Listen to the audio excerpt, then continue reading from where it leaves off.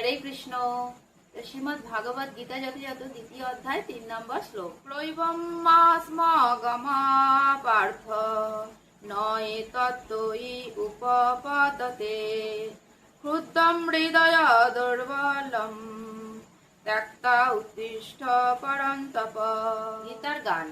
নপুংসক নহ পার্থ একই ব্যবহার, যোগ্য নহে এ কার্য বন্ধু যে আমার।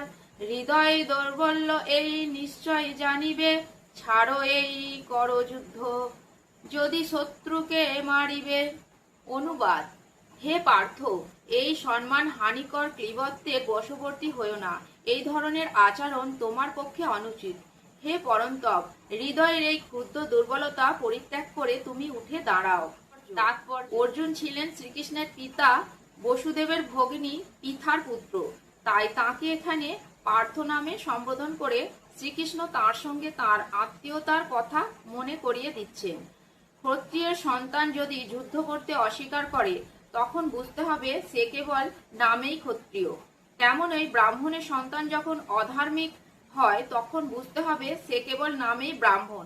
এই ধরনের ব্রাহ্মণ ও ক্ষত্রিয়েরা তাদের পিতার অযোগ্য সন্তান।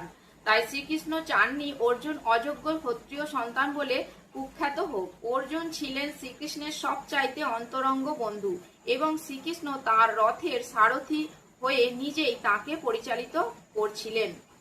কিন্তু এই সমস্ত সুযোগ সুবিধা থাকা সত্ত্বেও যদি অর্জুন যুদ্ধ না করে তবে তা হবে নিতান্ত অখ্যাতির বিষয়। তাই শ্রীকৃষ্ণ তাকে বললেন এই রকম আচরণ করা তার পক্ষে অশোভন। অর্জুন যুক্তি দেখিয়েছিলেন অত্যন্ত সম্মানীয় ভীষ্ম ও নিজের আত্মীয়দের প্রতি উদার মনোভাব হেতু তিনি যুদ্ধক্ষেত্র পরিত্যাগ করবেন। কিন্তু শ্রীকৃষ্ণ তাকে বুঝিয়েছিলেন এই ধরনের মহানুভবতা হৃদয়ের দুর্বলতা ছাড়া আর কিছু নয়।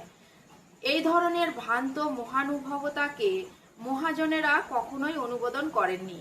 সুতরাং শ্রীকৃষ্ণের পরিচালনায় অর্জুনের মতো পুরুষের এই ধরনের মহানুভবতা অথবা তথাকথিত অহিংসা পরিত্যাগ করা উচিত। হরে কৃষ্ণ। জয় শিল প্রভুপাদ কি জয়। হরে কৃষ্ণ।